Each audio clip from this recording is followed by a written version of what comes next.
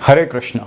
श्रीमद् भगवद गीता के अध्याय 9 के पहले श्लोक में अब आगे भगवान श्री कृष्ण ने अर्जुन से कहा, इदम तुते गुह्यततम प्रवक्ष्याम्यहं सूयवे ज्ञानम विज्ञान सहितम ये ज्ञात्वा मोक्ष से शुभात।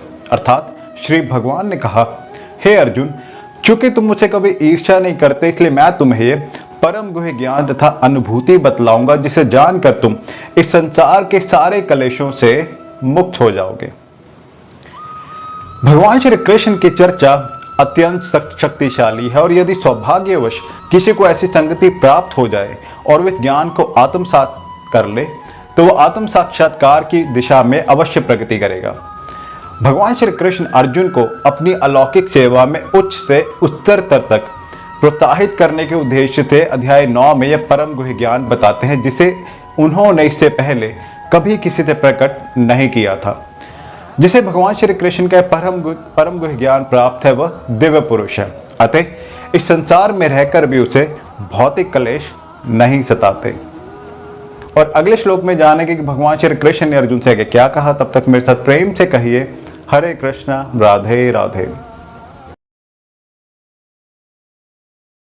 हरे कृष्णा। श्रीमद् भगवद गीता के अध्याय 9 के दूसरे श्लोक में अब आगे भगवान श्री कृष्ण ने अर्जुन से कहा, राज विद्या राजगुह्यम पवित्र मिदुमत्तमम प्रत्यक्षयावगमम धर्म्यम सुसुखम कर्तुम अव्ययम। अर्थात यह ज्ञान सब विद्याओं का राजा है जो समस्त रहस्यों में सर्वाधिक गोपनीय है। यह परम शुद्ध है और चूंकि आत्मा की प्रत्यक्ष अनुभूति कराने वाला है अतः यह धर्म का सिद्धांत है। यह अविनाशी है और अत्यंत सुखपूर्वक संपन्न किया जाता है। अब भगवान कहते हैं कि नवम अध्याय समस्त विद्याओं का राजा है। यह विद्याध्ययन से प्राप्त ज्ञान तथा विभिन्न दर्शनों का सार है।